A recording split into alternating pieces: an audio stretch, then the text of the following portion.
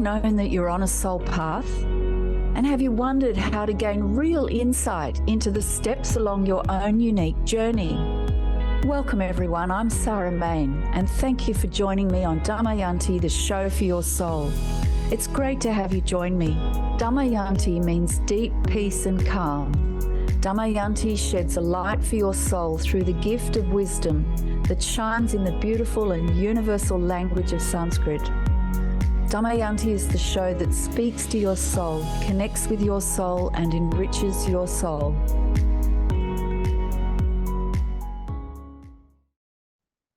Welcome everyone. Welcome along to Damayanti, the show for your soul, with me, Sarah Main. And today we're going to be talking about soul speech. I just love those two words, soul speech. It's a beautiful topic. There's listening and then there's listening. So real listening, we can hear our authentic voice within, the one that gives us the best guidance. And that's soul speech, listening and speaking soul speech. So let's just start with listening, because speech, we hear speech, we receive, and we express. So it's receiving and expressing, receiving and giving. So in relation to soul speech, let's talk about listening. And I was always taught, listen with both ears. And it's a funny thing to say, listen with both ears. But you know what it's like. Someone's talking and you're listening with one ear and the other ear is listening to something else, usually thoughts in your head about what you want to do. You wish the person stopped talking. What am I going to say in response? I don't understand what they're saying. It's something that is not an uncommon experience for us, that our listening is split. So in fact, we're not truly listening. So with soul speech, we need to actually learn to listen, properly listen. And that means listening with both ears. That means being present and fully engaging and allowing hearing to hear. Okay. So it's the tricky thing about this is all of the inward hearing and the outward expression all happens within the same instrument. All right, we're a single instrument and it all happens there. And the single instrument in and of itself is just doing that. It's receiving and it's transmitting. But how do we know when we're listening? How do we know the origins of the voice that we hear within, and the voice that we express, that rises from within and expresses? So how do we know the origins of that? Look, there are different names for it. Some people call it the voice of the Holy Spirit. Holy Spirit spoke to me. Some people call it the voice of the Father. Father said to me, the voice of the divine, the voice of the universe, the voice of the absolute, the voice of God, the voice of the soul, the voice of quantum consciousness, the voice of the quantum, the voice of the unified consciousness. These are just some of the ways people describe it. I tend to use the universe, something like that. That tends to be where I would lean, but not exclusively. I try not to sort of get too stuck on one term, because we're trying to name something that is beyond language. And so any name we have will be personal to us and relative. It will not be absolute in and of itself, the name that we use. And everybody will have a different one, the way they relate to it. Okay. So we need to understand and be able to discern and discriminate the origins of what we're hearing. So listening with both ears will make this very clear if we're fully present when we're hearing. But there are some pointers as to how, this is how I was taught, pointers as to how we can determine the origins of what we're hearing. So if what we hear sounds impartial, calm, simple, and clear, and it doesn't reference past or future, but simply present here and now, but remember it's calm, it doesn't come with a push or a force, and it's impartial, it's not directing to do one thing or the other with any force or push, that is an indication or sort of signposts or indicators that the origin of that sound is from the divine, it's from the universe, it's pure. All right, so just sit with that for a moment, because sometimes we can sit and think, oh, what should I do? And we ask that question, we put that question out. If we're awake and we listen, we will get an answer. But that's why you need to be very clear about the origins of the answer. So if it's impartial, it's calm, simple, and clear, it doesn't reference past and future, it's just simply present here and now, it's calm, it doesn't have a force, and it's impartial. It's not saying, oh, you better not do that. It's just saying, here, presenting a way forward, a solution, a response. That's an indication of the origins coming from purity, from the divine. If the sound that you hear, the voice, and we use the word voice because it's often coming in language that we can actually understand, and that's another whole topic in and of itself. But if it comes with an energy or a push or a charge to it that has a disrupting and distracting passion and excitement to it, an urge, it may come with a sort of a hatred or an enmity or a dislike or a division. It may be driven and totally focused on achieving an outcome, regardless of anyone else or anything else. Or it may come with a sort of agitation. It's agitated. It's being possessed by a desire and a frenzy. It's arrogant and it's prideful. Then I think you can pretty well determine that that is coming from some form of ego. Okay, this is not pure. And that's no judgment, but you do need those signposts because you want to be listening to that which is pure, because that will resolve, that will show the way forward, even if it seems a bit unlikely. So this is very important to understand those two voices. And if you're listening with both ears, it will be very clear. You won't have to think. There will be no analysis. With those pointers, it'll be clear. And if you're the state you're in, you will only hear the divine anyway. All right. There's an analogy in the Eastern Upanishadic traditions about two birds ever connected. They perch together on the branch of a tree.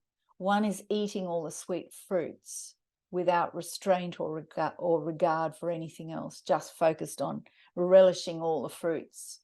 And the other is looking on without eating, completely impartial and calm, just watching.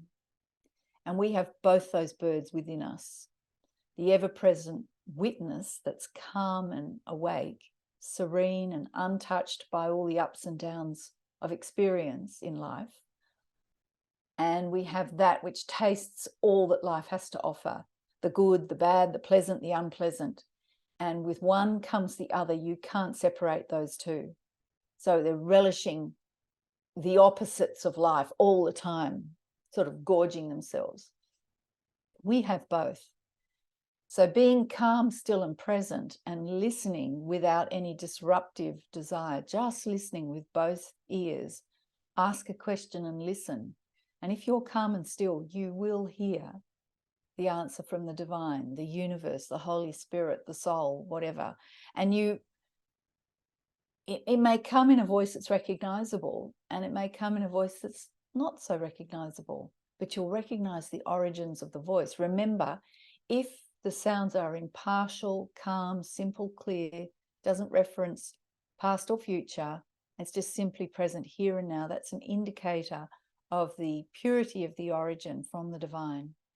But if the voice comes with that energy or push or charge of disruption and distraction, of passion and excitement, hatred and division, dislike, okay, driven, completely driven to achieve regardless of anything else, focused on an outcome, or agitated, frenzied, arrogant, prideful, well, obviously that's the opposite.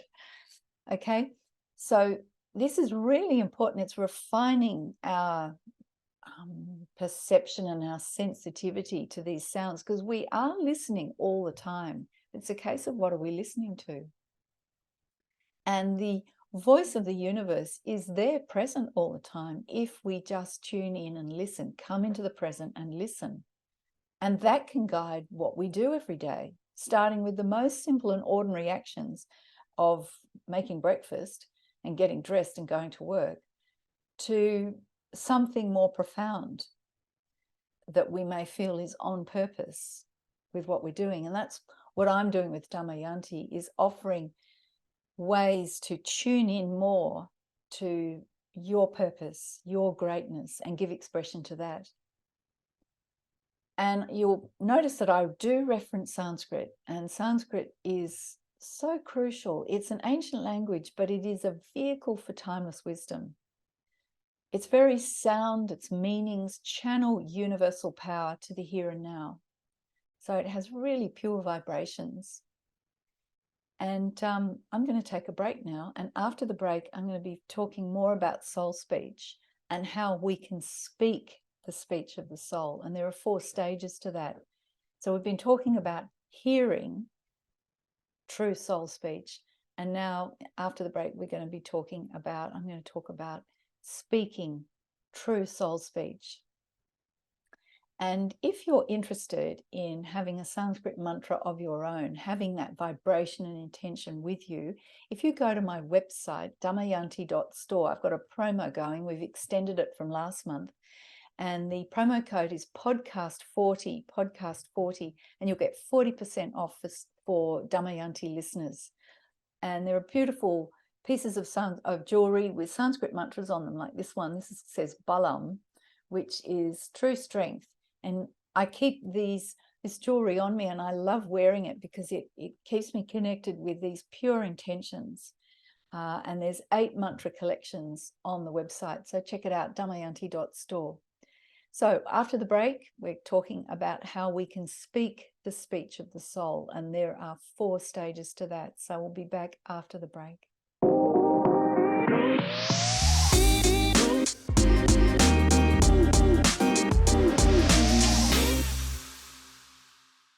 Welcome back, everyone. Welcome back to Damayanti, the show for your soul. And today's show is on soul speech.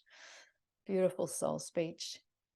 Okay, we're going to talk about soul speech, how we speak the speech of the soul. And there are 4 stages to that. Before the break, I was talking about hearing, listening with both ears, hearing the voice of the universe, the voice of the Divine Mother, the voice of the divine, the voice of the soul. There's just so many ways of describing it, and all of them are beautiful and perfect. And none of them are perfect, because there's no perfect one way of describing it. It's perfect for you, because this speech, its origins are before speech, and it comes forward and gains the form and shape of language that we can understand as it comes forward. And that's what I'm going to talk about now. So soul speech, the 4 stages. When we speak, we have a choice to let speech shoot out of our mouth regardless of its effect. So it's just shooting out, okay? And we're completely unconscious of it. And that's literally, I use the word shooting out quite deliberately, or we can speak from the soul, from the divine. That speech can rise and be spoken, all right? And there are 4 stages of speech arising within the body. So the first is sound and speech arises first from, and this is within the physical system. Obviously its origins are further back from that, but we experience it within the body. Sound and speech arises first from the navel area. Okay, that seat within the body of limitless pure consciousness, and it's in the navel area. And when we settle in meditation, that's usually where our attention will go, is it will drop to the navel area. You don't need to sort of hold it there artificially. It's a natural place. And that is a seat of limitless pure consciousness within the body. And then the sound is rising, and it rises up to the area of the solar plexus, okay, the solar plexus. And this is where creative desire sits.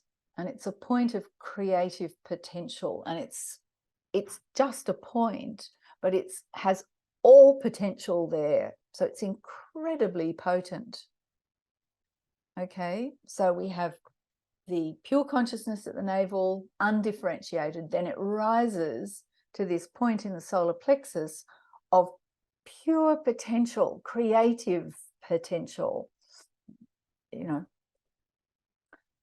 And then from there, it rises to the space between the larynx. It's sort of this space here below the larynx, and it's described as a space of 10 fingers. Imagine holding your fingers horizontally together and stacking them one on top of the other. It's a space of 10 fingers from the larynx and below, right? Sort of in the chest area.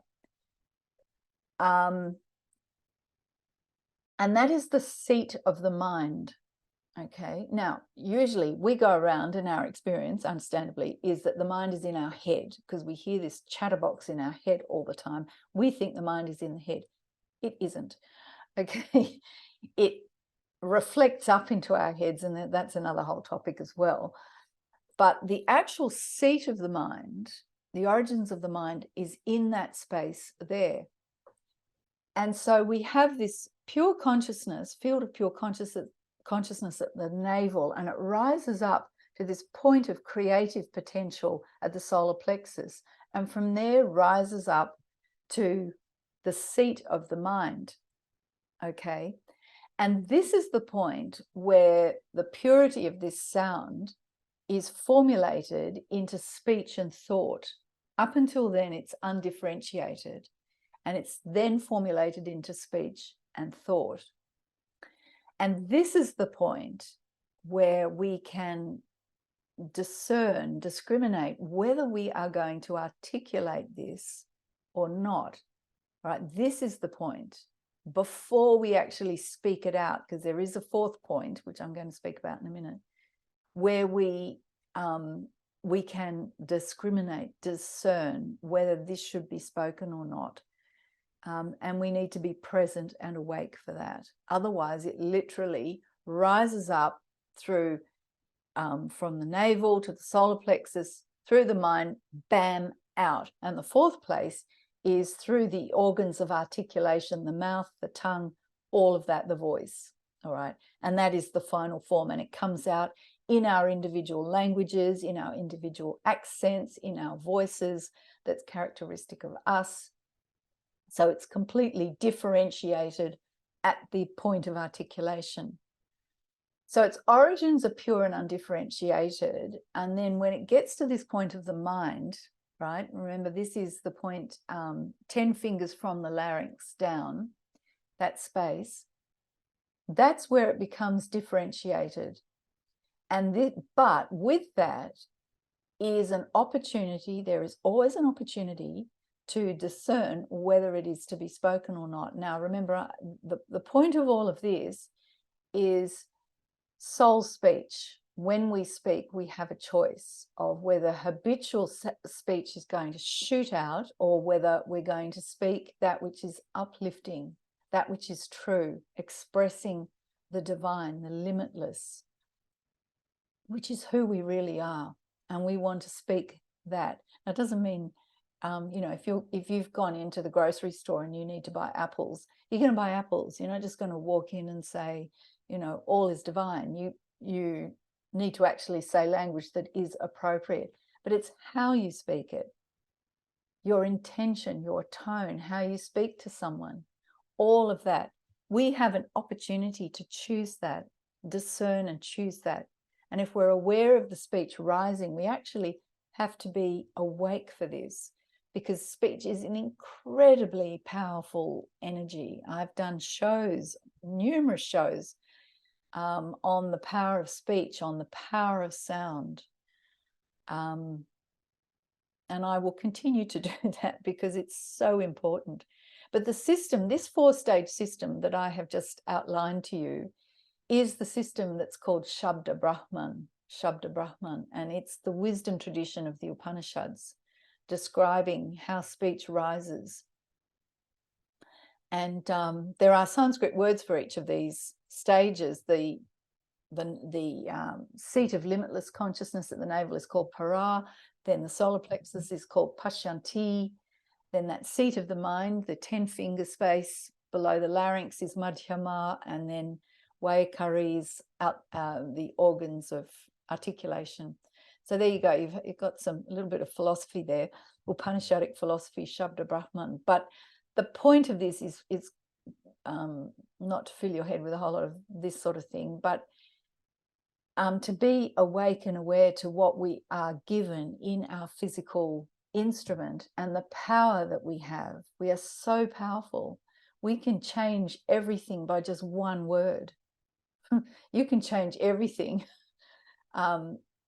without even speaking. You can be speaking it through your very energy without even speaking something out of your mouth. You can change the atmosphere in a room just by your very presence and intention. So we are incredibly powerful beings of energy and light. And light is just a form of energy anyway. So that's why I do shows on frequency. That's why I talk about Sanskrit. These are the finest frequencies, and talking about raising your energy, raising your awareness of your energy. It's so important. And if we want to uplift and unite and live our potential then and our purpose, then these are the sorts of things we really need to be aware of, because then we're working with the real tools, all right, which is energy and intention. So to finish up, don't overlook the truth of sound and frequency and vibration. It's powerful and creative. I mean, really ask yourself, what are you listening to? What are you creating? And what are you creating through the speech that you speak? And just choose something simple from a daily activity where you speak to someone, and just endeavor to bring some more light and awareness and mindfulness to what you're saying. So a practice is when we have, and this is a practice for expressing soul speech, we have the listening with both ears. So that's the hearing, that's the receiving. And that we usually receive in relation to questions that we ask. And I've done whole shows on asking really powerful questions, important questions. But this is now expressing soul speech. It's rising from pure consciousness from within ourselves. So let's not let that become muddied. It doesn't need to be. That pure consciousness can be expressed, even if we're just buying a bag of apples at the grocery store. It can be infused with light and love, which is uplifting. So what I was taught was let the first impulse of speech fall back and wait. So it can rise up as it does habitually, and it has a force usually. Just let that fall back. It's not repressing anything or suppressing. Just let it fall back. Stay calm. And in that space that's created, let a new speech rise, if it is, and then speak that. So let the first one that rises fall back, and then wait, and then speak what rises. It can be a momentary wait. No one really need know. But best not speak that first one that forces its way out. Okay, and you'll notice the second one that rises, often it'll be clearer, it'll be precise, it'll be true, and it'll be without ego. Totally worth it. Okay, so remember, I've got a 40% off offer for listeners of Damayanti for these beautiful Sanskrit mantras, so that you can have these vibrations, these pure sounds with you. So go to my website, damayanti.store, and use the promo code podcast40. We're extending that offer this month, podcast40, for a 40% off for beautiful jewelry with these 8 mantra collections, and you can choose what appeals to you. And I'm on social media, Facebook and Instagram. I've got a Facebook group. I'd love to have you along. Come and check it out and follow me there. And finishing with some beautiful, fine, uplifting sounds. So it's been lovely to have you along. Thanks for listening, and enjoy some Sanskrit. Be uplifted by these beautiful intentions and sounds. May all be happy. May all be without disease. May all see only good, auspicious things, and none be in misery of any sort. May peace and peace and peace be everywhere. Om Sarve Bhavantu Sukhinah, Sarve Santu Niramaya, Sarve Bhadrarni Pashantu, Ma Kaschid Dukkha Bhag Bhavet. Om Shanti, Shanti, Shanti. Thank you for spending time with me on Damayanti, the show for your soul. To find out more about Damayanti, or to get my book, Conscious Confidence, Use the Wisdom of Sanskrit to Find Clarity and Success, or to purchase my range of beautiful spiritual jewelry, go to my website, damayanti.store. That's damayanti.store. See you next time.